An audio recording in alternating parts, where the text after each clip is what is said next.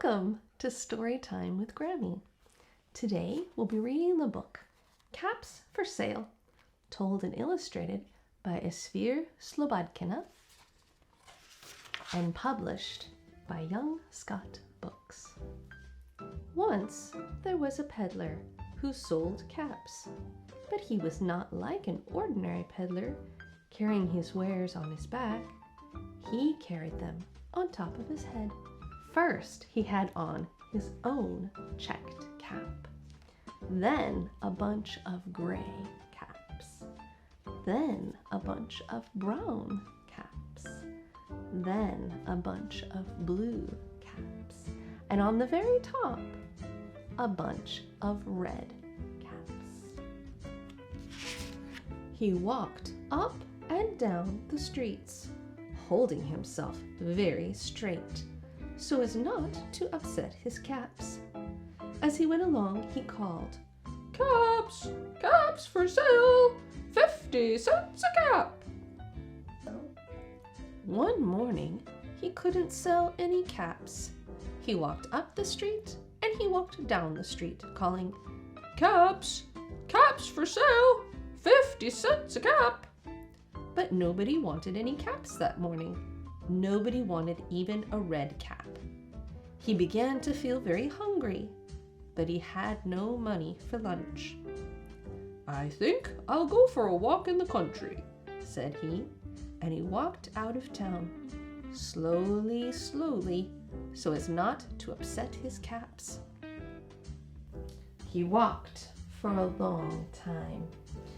He came to a great big tree. "That's a nice place for a rest," thought he, and he sat down very slowly under the tree and leaned back little by little against the tree trunk so as not to disturb the caps on his head. Then he put up his hand to feel if they were straight.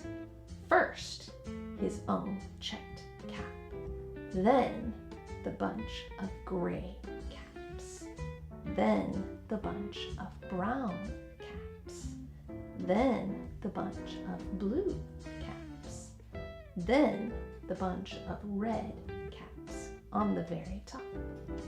They were all there, so he went to sleep.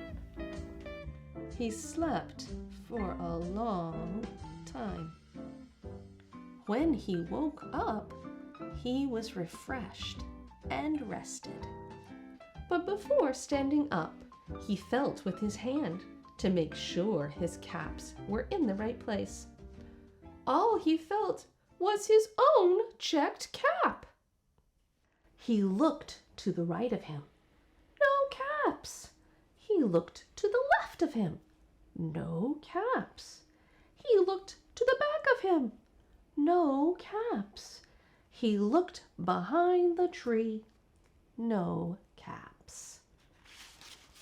Then he looked up into the tree, and what do you think he saw? On every branch sat a monkey.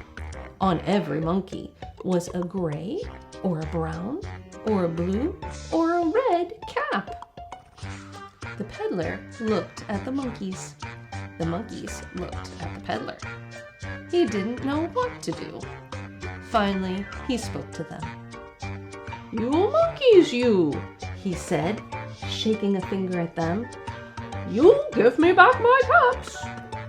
But the monkeys only shook their finger back at him and said, "Tss, tss, tss." This made the peddler angry. So he shook both hands at them and said, "You monkeys, you give me back my caps."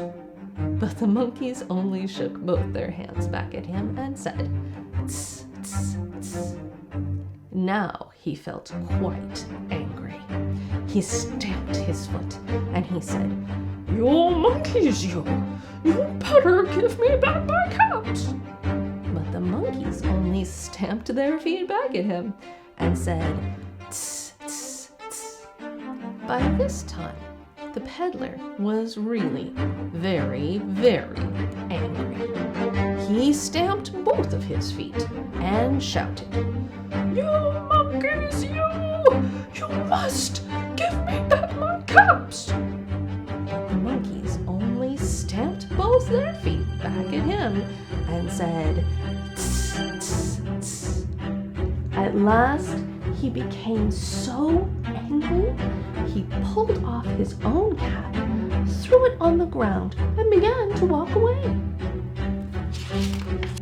But then each monkey pulled off his cap, and all the gray caps, and all the brown caps, and all the blue caps, and all the red caps came flying down out of the tree. So the peddler picked up his caps and put them back on his head. First, his own checked cap, then the gray caps, then the brown caps, then the blue caps, then the red caps on the very top. And slowly, slowly, he walked back to town, calling, "Caps! Caps for sale! 50 cents a cap!" I wonder if the peddler knew the saying, "Monkey see, monkey do." It's a good thing to ask ourselves, am I thinking before acting? Or am I just doing what I see others do? I hope to see you again on Storytime with Grammy.